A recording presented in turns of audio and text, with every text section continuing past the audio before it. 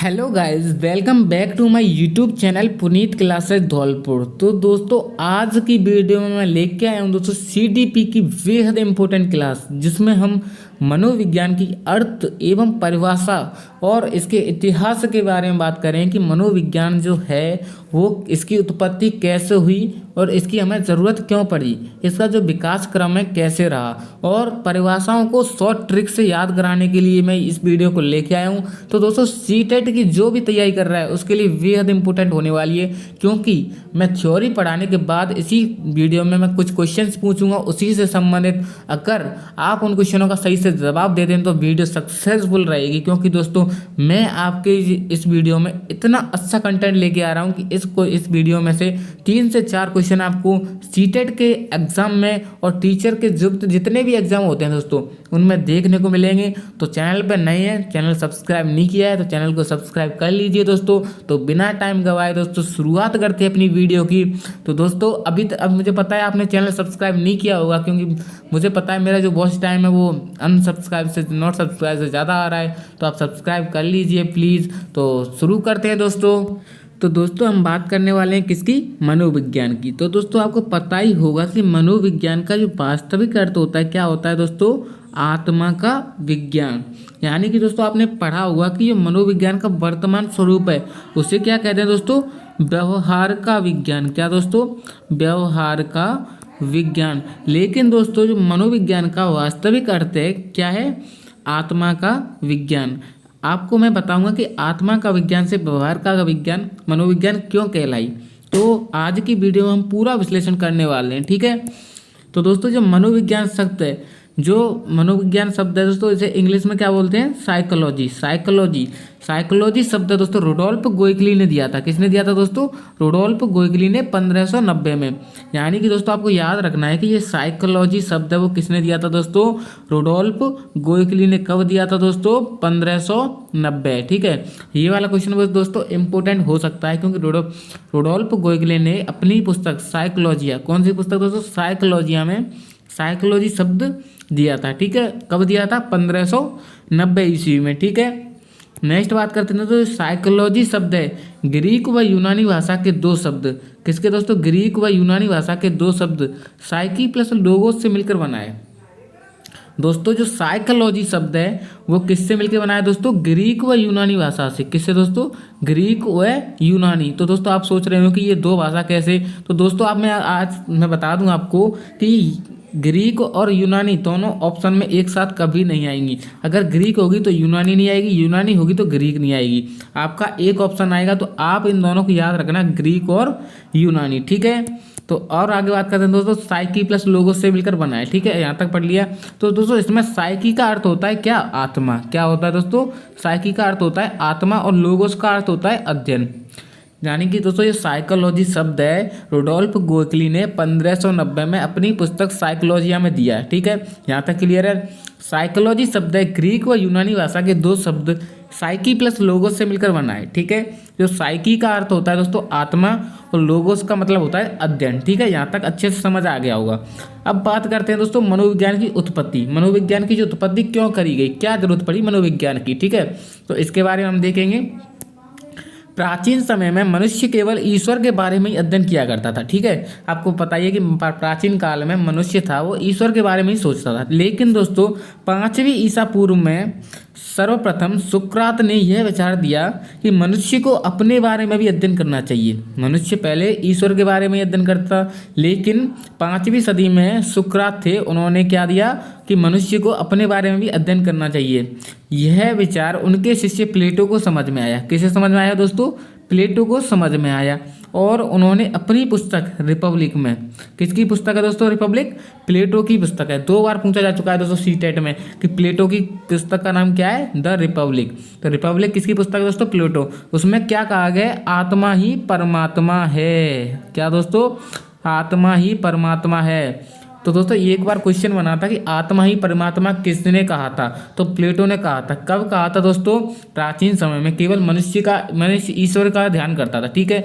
लेकिन 5वीं सदी में सुकरात आए, उन्होंने विचार दिया कि मनुष्य को अपने बारे में भी अध्ययन करना चाहिए, ठीक है। तो ये बात किसके समझ में आई? प्लेटो के समझ में आई और उन्होंने अपनी पुस्तक रिपब्लिक में कहा कि आत्मा ही परमात्मा है। ठीक है, तो अब दोस्तों हम प्लेटो के बारे में थोड़ा पढ़ने वाले हैं। तो दोस्तों अब हम प्लेटो के बारे में बात कर लेते हैं दोस्तों, क्योंकि दोस्तों प्लेटो बहुत इंपॉर्टेंट होने वाले हैं, क्योंकि यहाँ से क्वेश्चन पूछा जाता है। ठीक है, तो प्लेटो की पुस्तक का नाम क्या था दोस्तों? रिपब्लिक। क्या दोस्तों? रिपब्लिक। प्लेटो रिपब्लिक ऐसे याद रखना है, प्लेट रिपब्लिक, यानी कोई प्लेट होती है। ठीक है, प्लेट को हम फेंकते तो नहीं है ना, प्लेट को साफ करते हैं यानी रिवर्स करते हैं, यानी प्लेटो रिपब्लिक। ठीक है, आप ऐसे याद रख सकते हो। ठीक है, अब ये किसके शिष्य थे? सुकरात के शिष्य थे। ठीक है, आपको ये भी याद रखना है, सुकरात के शिष्य। रिपब्लिक में क्या लिखा है? आत्मा ही परमात्मा है। आत्मा ही परमात्मा है। क्या लिखा है? प्लेटो की पुस्तक रिपब्लिक में क्या लिखा है? आत्मा ही परमात्मा है। और जो प्लेटो थे उन्होंने क्या बताया? मनुष्य, प्रकृति और ईश्वर आपस में इस तरह से बने हैं कि उन्हें अलग नहीं किया जा सकता।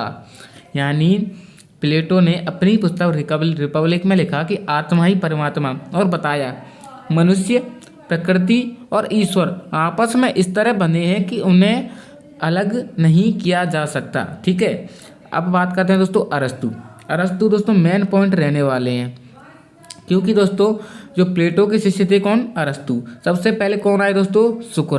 सुकरात के बाद कौन आए दोस्तों? प्लेटो के शिष्य कौन थे दोस्तों? अरस्तु। ठीक है, तो आपको इसे इसी क्रम से याद रखोगे ना तो आपको बिल्कुल समझ में आ जाएगा। ठीक है, आपको मैं ऐसे क्रम वाइज समझाऊंगा। पहले कौन आया दोस्तों?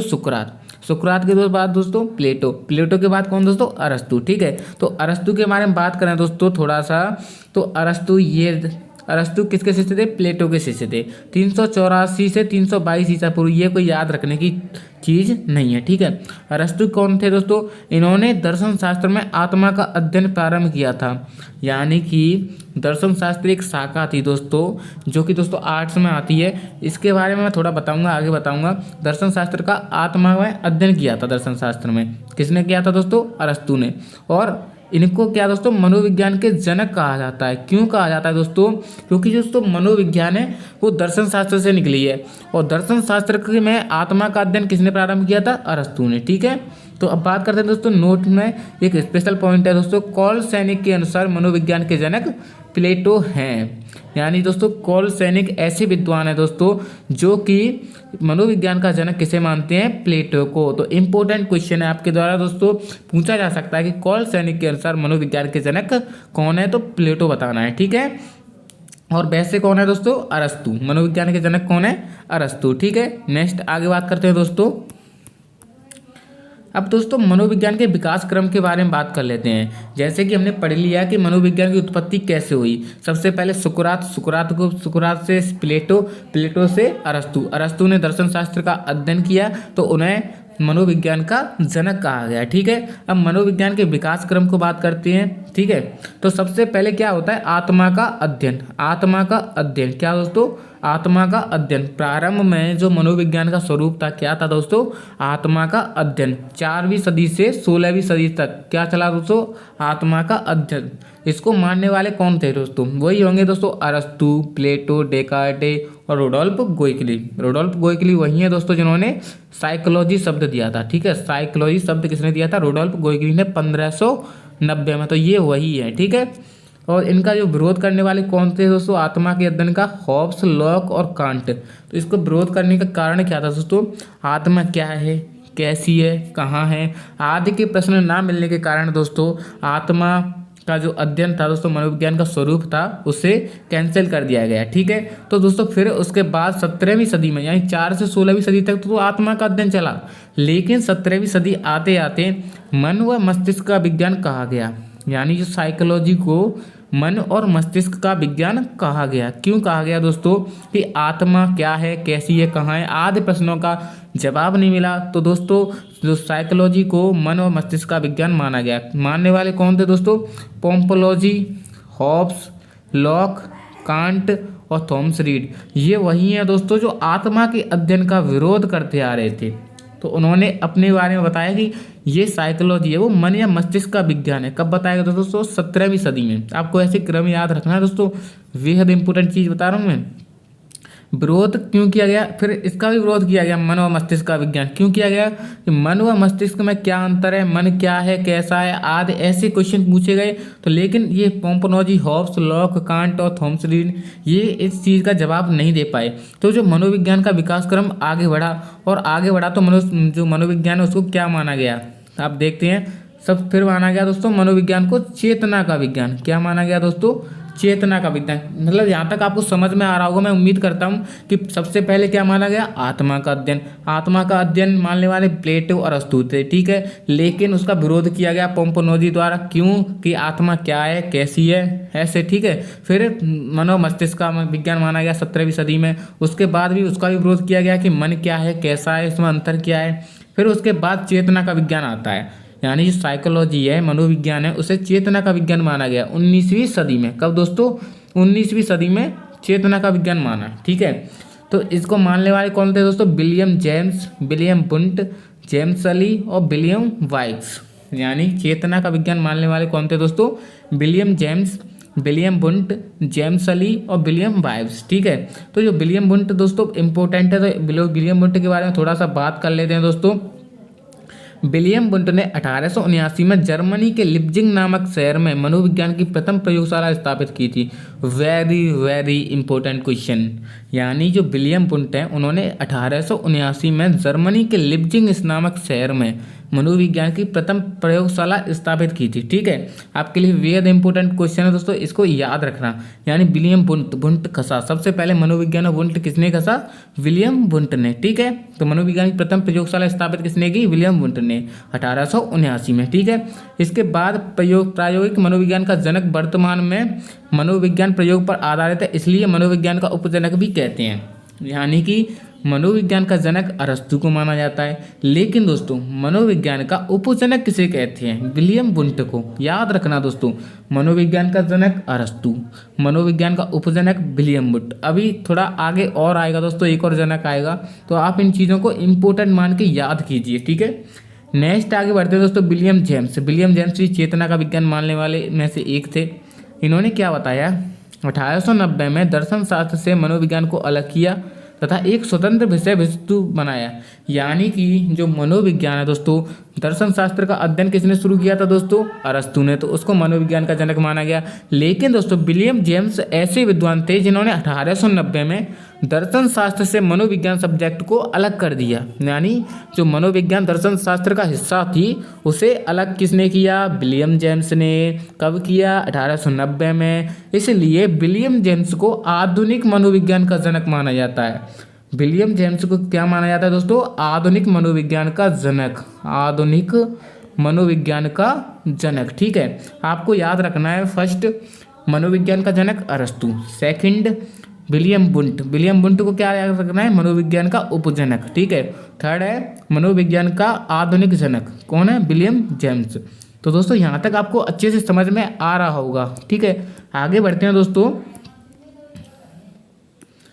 जो विलियम जेम्स हैं दोस्तों, उनकी पुस्तक का नाम क्या था? Principle of psychology. William James की पुस्तक का नाम क्या था दोस्तों? Principle of psychology. क्योंकि दोस्तों आधुनिक मनोविज्ञान के जनक हैं, तो ऐसा नहीं हो सकता कि वो प्रिंसिपल नहीं बने। आपको सीधे से याद रखना है कि जेम्स आधुनिक मनोविज्ञान के जनक हैं, ठीक है। जेम्स हैं तो मतलब प्रिंसिपल भी रहेंगे। स्कूल में जैसे प्रिंसिपल सबसे मेन होता है, वैसे ही जेम्स मनोविज्ञान में भी मेन है। तो प्रिंसिपल ऑफ साइकोलॉजी किसकी पुस्तक होगी? जेम्स की। तो इसको क्या कहा जाता है दोस्तों? आधुनिक मनोविज्ञान के जनक, अमेरिकी मनोविज्ञान के जनक, ठीक है। अमेरिका के थे तो अमेरिकी मनोविज्ञान के जनक, ठीक है। तो यहाँ तक आपको समझ में आ गया होगा। फिर चेतना का विज्ञान 17वीं सदी में माना गया था, लेकिन इसका भी विरोध किया गया। किसने किया? मैकडूगल ने। जो चेतना शब्द है, यानी मनोविज्ञान को चेतना का विज्ञान माना गया था दोस्तों 17वीं सदी में विलियम बुंट, विलियम जेम्स के द्वारा। लेकिन इसका भी विरोध किसने किया?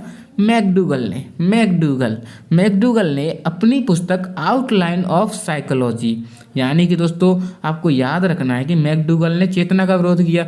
जैसे कि घर में एक कोई लड़का होता है तो वो घर के रूल्स के खिलाफ चलता है, तो उसे कहते हैं लड़का आउट हो गया, मतलब लड़का घर से आउट जा रहा है, ठीक है। तो ऐसे ही आप याद रख सकते हैं कि चेतना का विरोध किसने किया? मैकडूगल ने। तो मैकडूगल आउट यानी साइकोलॉजी से आउट हो रहा है, ठीक है। तो आउटलाइन ऑफ साइकोलॉजी किसकी पुस्तक होगी? मैकडूगल की।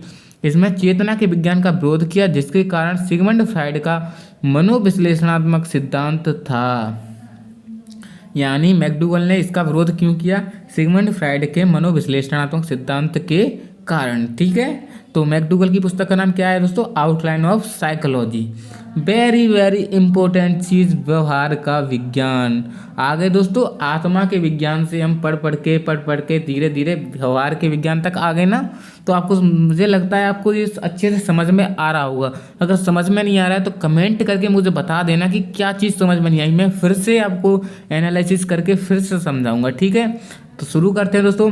व्यवहार का विज्ञान, यहाँ तक व्यवहार का विज्ञान दोस्तों 20वीं सदी में माना गया था। जो वर्तमान स्वरूप क्या है दोस्तों मनोविज्ञान का? वो व्यवहार का विज्ञान ही है। कैसे आया वो मैंने समझा दिया। ठीक है, व्यवहारवाद के जनक किसे माना गया दोस्तों? वॉटसन को। कौन है दोस्तों? वॉटसन, जो कहाँ के हैं दोस्तों? अमेरिका के। यानी अभी जो वर्तमान स्वरूप है मनोविज्ञान का, उसे क्या कहते हैं? व्यवहार का विज्ञान, यानी 20वीं सदी में माना गया है।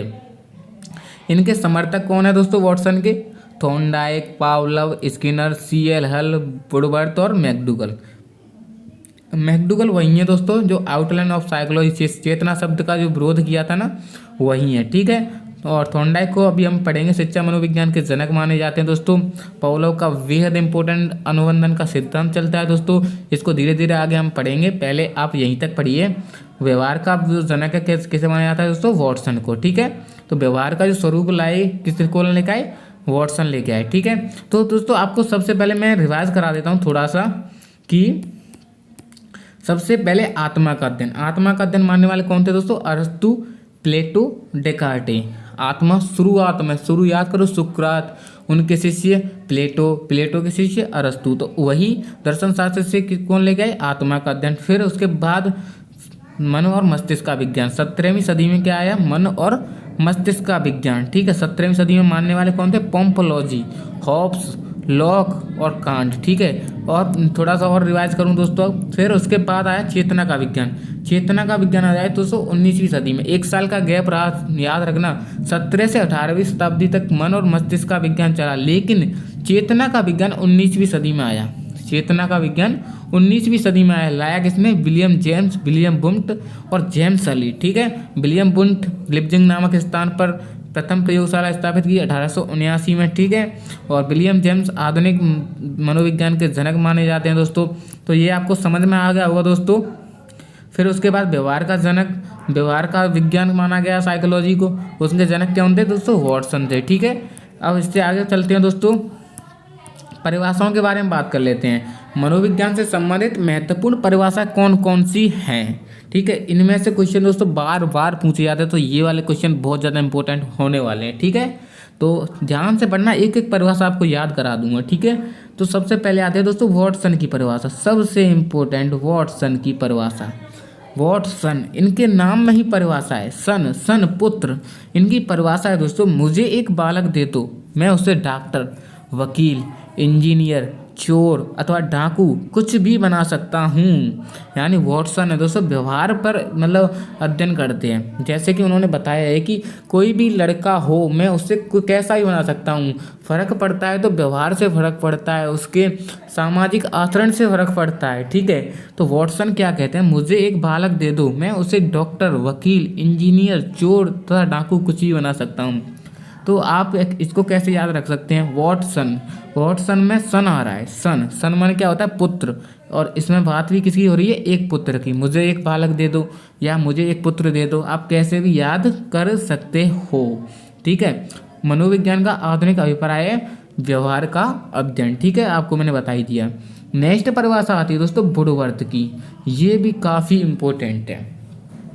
वुडवर्थ, इनकी परिभाषा है, मनोविज्ञान ने सर्वप्रथम अपनी आत्मा का त्याग किया। यानी इन्होंने सब व्याख्या को बता दिया, मतलब विकास क्रम को, मनोविज्ञान के सभी जो विकास क्रम, कैसे विकास हुआ मनोविज्ञान का, वह पूरा बता दिया एक ही परिभाषा में।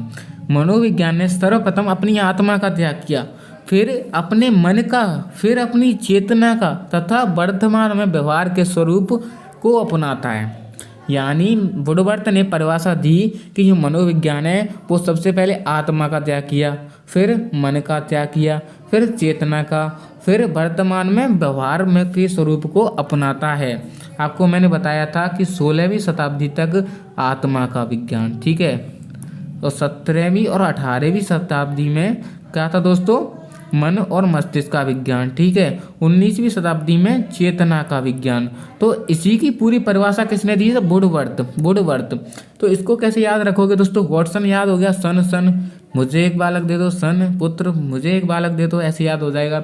वुडवर्थ, बर्थ, इसमें क्या हो रहा है दोस्तों, बर्थडे यानी शुरू से एंड तक, बर्थडे जन्म से शुरू एंड तक जो भी परिभाषा किसने दी है, वुडवर्थ। इसमें क्या हो रहा है, बर्थडे आप ऐसे याद कर सकते हो। 2-3 बार अगर इस वीडियो को देखोगे ना तो आपको क्लियर हो जाएगा बिल्कुल, ठीक है।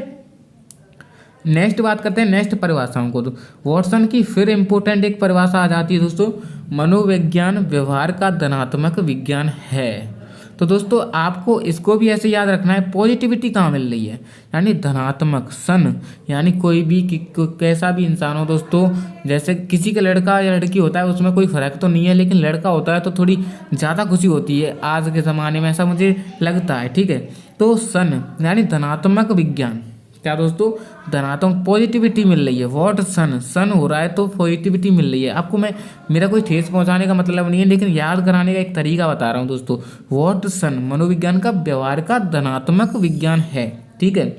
मॉर्गन, नेक्स्ट परिभाषा होती है दोस्तों मॉर्गन की। मॉर्गन मनोविज्ञान मानव व पशु का अध्ययन है। जो मनोविज्ञान है मानव व पशु का अध्ययन है। कौन मानते हैं दोस्तों, मॉर्गन।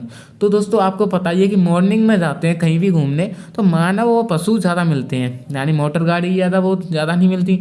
मॉर्निंग में जाते हैं तो मानव व पशु ज़्यादा मिलते हैं, ठीक है। तो आप ऐसे याद रख सकते हैं, मॉर्गन मानव पशु, मॉर्निंग मानव पशु, ठीक है।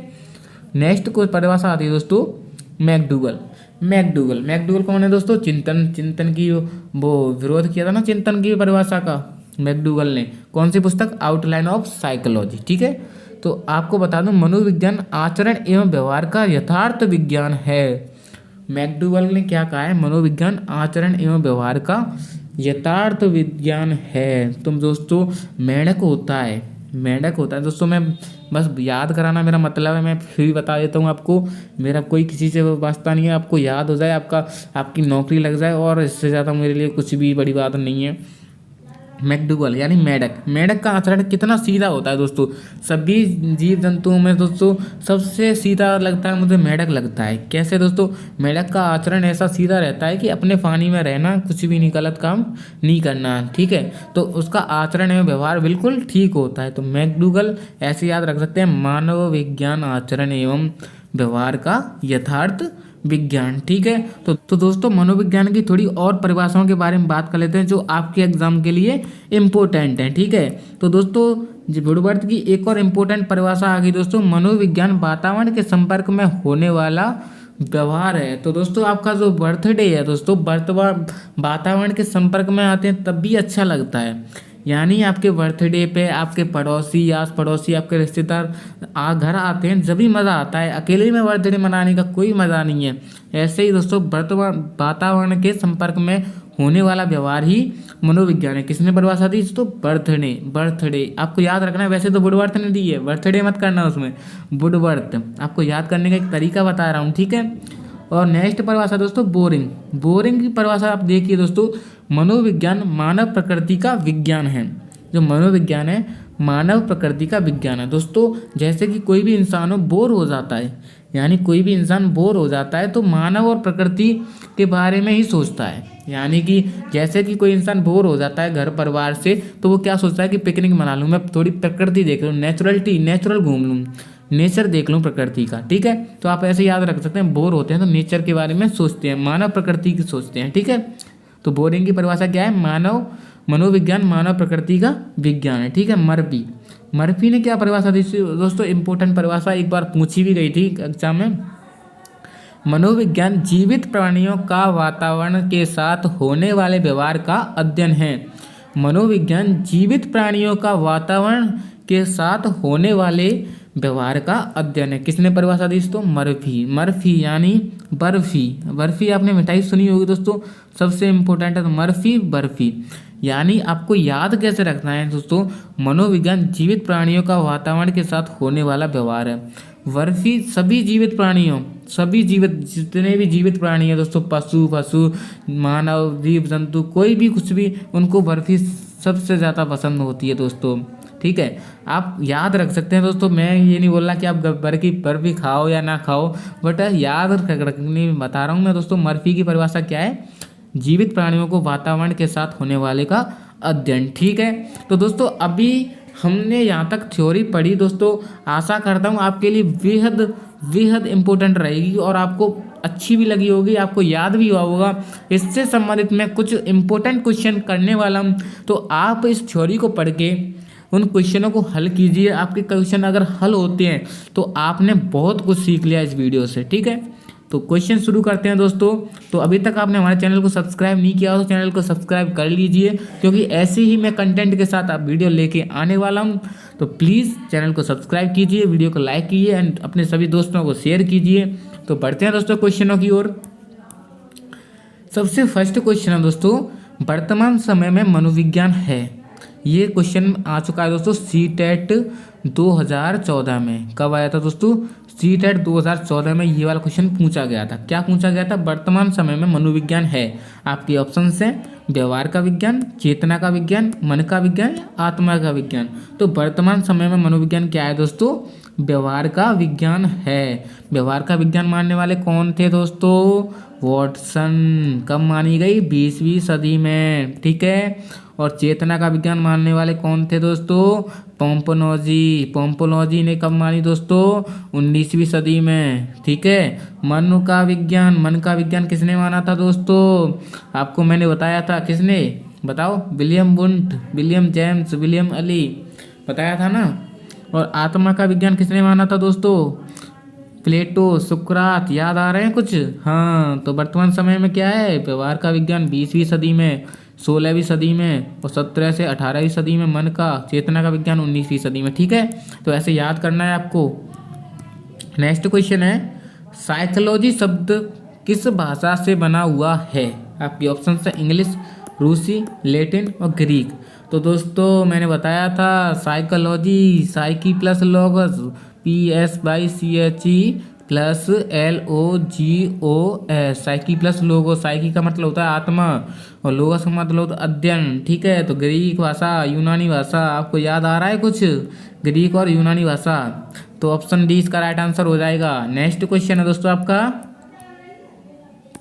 18वीं शताब्दी में मनोविज्ञान था। 18वीं शताब्दी में मनोविज्ञान क्या था? व्यवहार का विज्ञान, चेतना का विज्ञान, मन का विज्ञान, या फिर बताइए आत्मा का विज्ञान।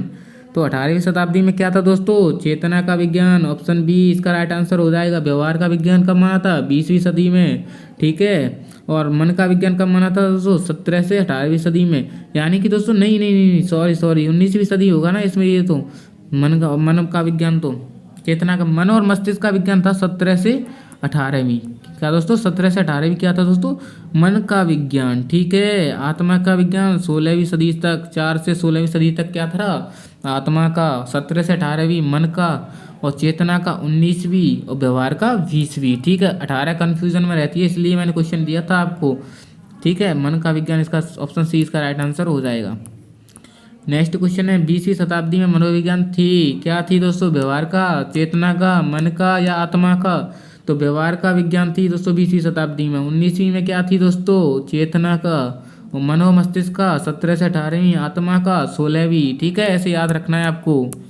नेक्स्ट क्वेश्चन है आपका, 16वीं शताब्दी में मनोविज्ञान का अर्थ था व्यवहार का विज्ञान, चेतना का विज्ञान, मन का विज्ञान या आत्मा का विज्ञान। 16वीं शताब्दी में आत्मा का विज्ञान। 4 से 16वीं शताब्दी तक क्या था दोस्तों? आत्मा का विज्ञान। ऑप्शन डी इसका राइट आंसर। नेक्स्ट क्वेश्चन की बात करें दोस्तों, आपका नेक्स्ट क्वेश्चन है, 17वीं शताब्दी में मनोविज्ञान था। आपके ऑप्शन व्यवहार का विज्ञान, चेतना का विज्ञान, मन का विज्ञान या आत्मा का विज्ञान। 17वीं शताब्दी दोस्तों मन का विज्ञान। क्या दोस्तों? मन और मस्तिष्क का विज्ञान 17 से 18वीं शताब्दी। ठीक है, एक बार और बता दूंगा आपको, व्यवहार 20वीं शताब्दी, चेतना 19, आत्मा 4 से 16 है। ठीक है, ऐसे याद रखना है आपको। ठीक है, नेक्स्ट क्वेश्चन की बात करें दोस्तों, आपका नेक्स्ट क्वेश्चन है मनोविज्ञान की जननी किसे कहते हैं। आपके ऑप्शन है समाजशास्त्र, अर्थशास्त्र, दर्शन शास्त्र या राजनीति। तो आपको पता ही है दर्शन शास्त्र, ऑप्शन सी इसका राइट आंसर। नेक्स्ट क्वेश्चन की बात करें दोस्तों, आपका नेक्स्ट क्वेश्चन है मनोविज्ञान शब्द का जनक है। आपके ऑप्शन है अरस्तु, रूसो, रुडोल्फ गोहिकले, विलियम वुंट। तो मनोविज्ञान शब्द का जनक, मनोविज्ञान का जनक नहीं पूछा है दोस्तों, मनोविज्ञान शब्द का जनक तो दोस्तों कौन है, रुडोल्फ गोहिकली। किस कब दिया था दोस्तों, 1590। कौन सी पुस्तक दोस्तों, साइकोलॉजिया। ठीक है, तो अब दोस्तों मनोविज्ञान के जनक के बारे में बात करें तो मनोविज्ञान के जनक कौन है दोस्तों, अरस्तु। ठीक है, अरस्तु। और मनोविज्ञान के उपजनक कौन है, विलियम वुंट। ठीक है, और आधुनिक मनोविज्ञान के जनक कौन है, James Ali.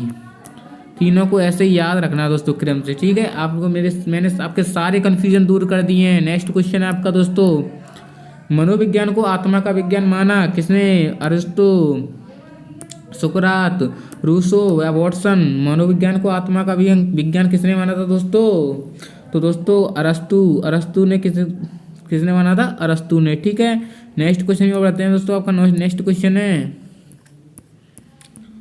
The outline of psychology पुस्तक किसने लिखी थी। आउट कौन जा रहा था, बच्चा। कौन आउट, मैकडूगल। ऑप्शन 3 इसका राइट आंसर हो जाएगा। नेक्स्ट क्वेश्चन की बात करें दोस्तों, आपका नेक्स्ट क्वेश्चन है मनोविज्ञान शब्द का जनक, मनोविज्ञान शब्द का जनक रुडोल्फ गोहिकले। वही क्वेश्चन आ गया फिर से देखो। ठीक है, नेक्स्ट क्वेश्चन तो दोस्तों, हाँ दोस्तों आपकी जो क्वेश्चन है दोस्तों, ये वाला क्वेश्चन दोस्तों वैसे ही मैंने डेमो के लिए लगा दिए थे दोस्तों। इसकी जो क्लास है, इंपॉर्टेंट क्लास के जो MCQ क्वेश्चन हैं दोस्तों, मैं क्लास लेके आने वाला हूँ।